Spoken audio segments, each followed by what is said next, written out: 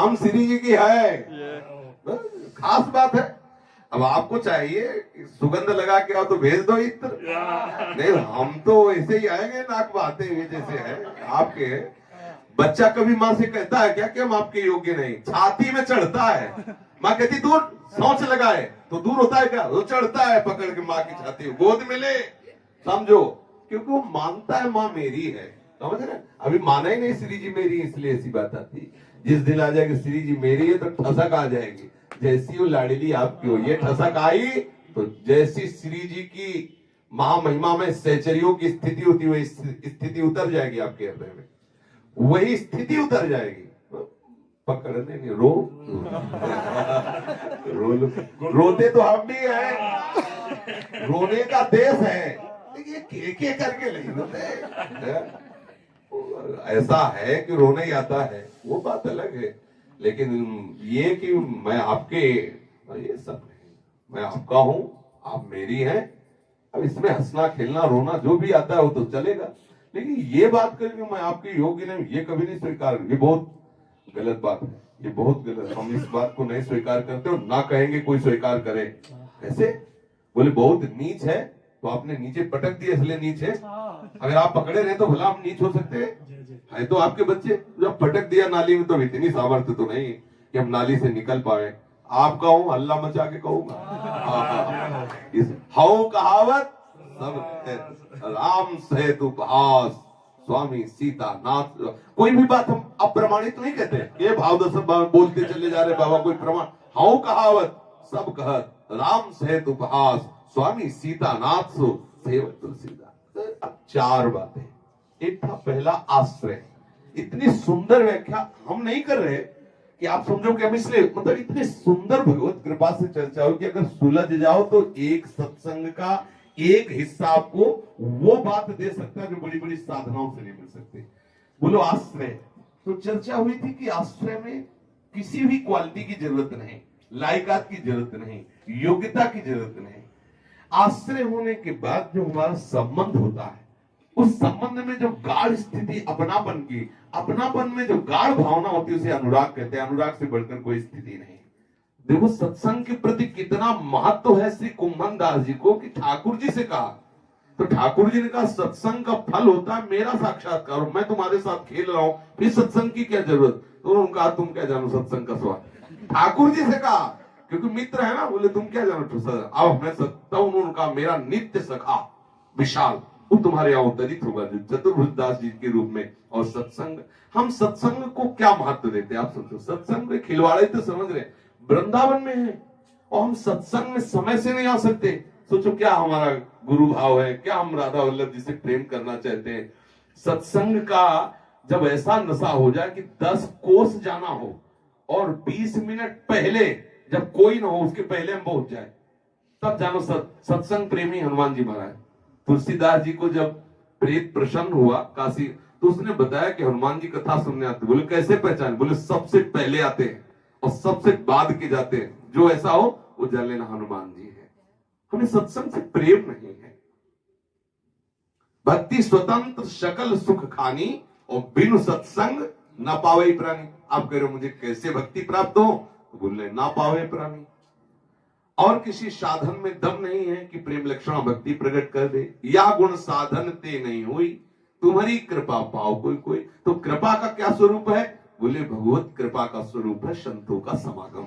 अब मुझ भाव भरोसा हनुमंता बिनु हरि कृपा मिले ने सत्संग संता।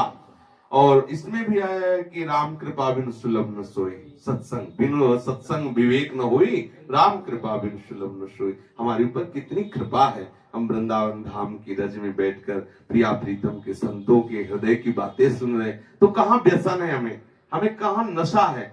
अगर हमारे अंदर इस बात का नशा होता कि कौन सा शब्द चूक न जाए और भागे, हम सबसे पहले जाके बैठे, पता नहीं प्रारंभ में ही कोई ऐसा शब्द हो जो हमारे हृदय की दशा बदल दे।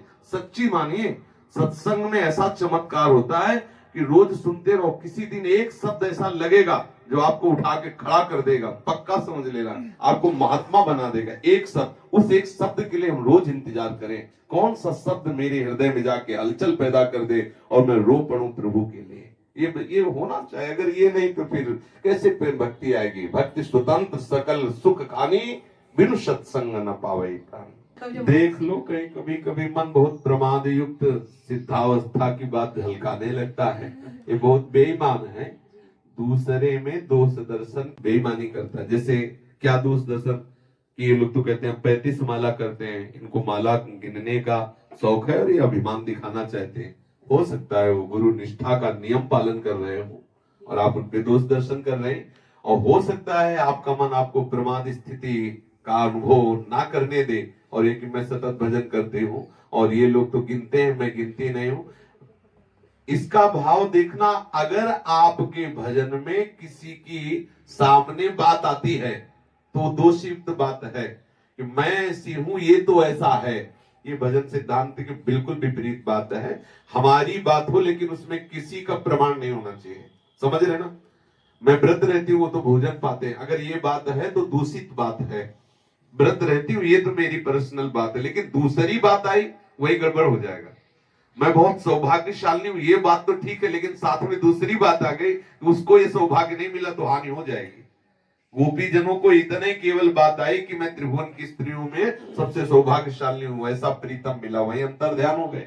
समझना है, हमारी बात में कोई सामने नहीं होना चाहिए, प्रीतम होने चाहिए सामने।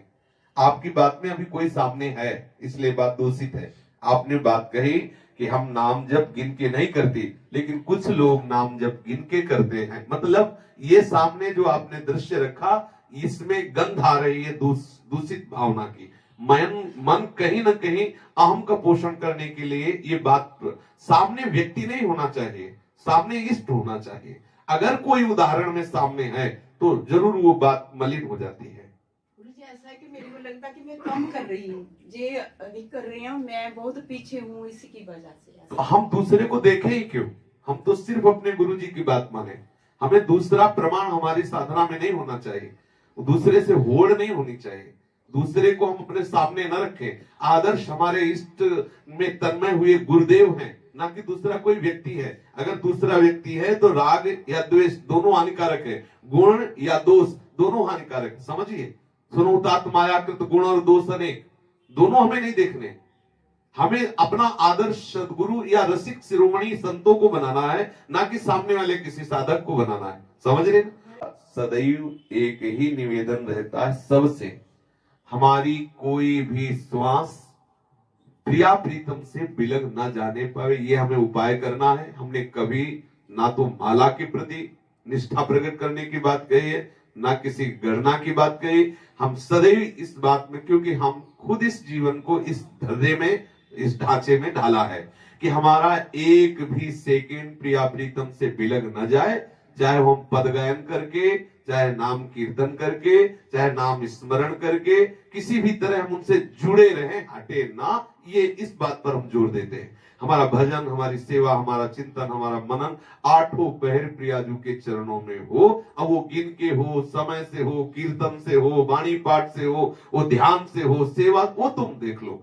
ये भजन का सर्वांग स्वरूप है। हम कैसे सर्वतो भावेन प्रिया प्रीतम में अपने चित्त को लगाएं, ये बात हमें देखनी है। हमारी गणना पर कभी दृष्टि नहीं गई, हमारी दृष्टि समय पे गई कि हमारा प्रत्येक क्षण प्रिया प्रीतम के चरणों में अर्पित। शुरू से अगर गुरु ने आज्ञा की है कि आपको इतने माला गायत्री जप करना है नैष्ठिक ब्रह्मचर्य में, तो वो तो करना ही है, लेकिन उसके अलावा कभी एक क्षण हम बिलग नहीं रहे अपने इष्ट से, उसी में लगने की चेष्टा की कि हमें नाम जप करना। हम एक क्षण भी अलग नहीं। हम महत्व बुद्धि गणना पे नहीं देते, महत्व बुद्धि प्रभु के प्रति समर्पण पे देते हैं। हमारा श्वास, हमारा एक एक क्षण, हमारी एक एक चेष्टा प्रभुमय हो जाए, ये हमें ध्यान रखना है। अगर हम केवल गणना पे दृष्टि रखते हैं, वो भी आगे बढ़ाएगी, लेकिन समय लगेगा। हम आज अभी इसी क्षण 8 घंटे जब करते तो शेष समय भी तो उन्हीं का है। अब मेरा रह क्या गया?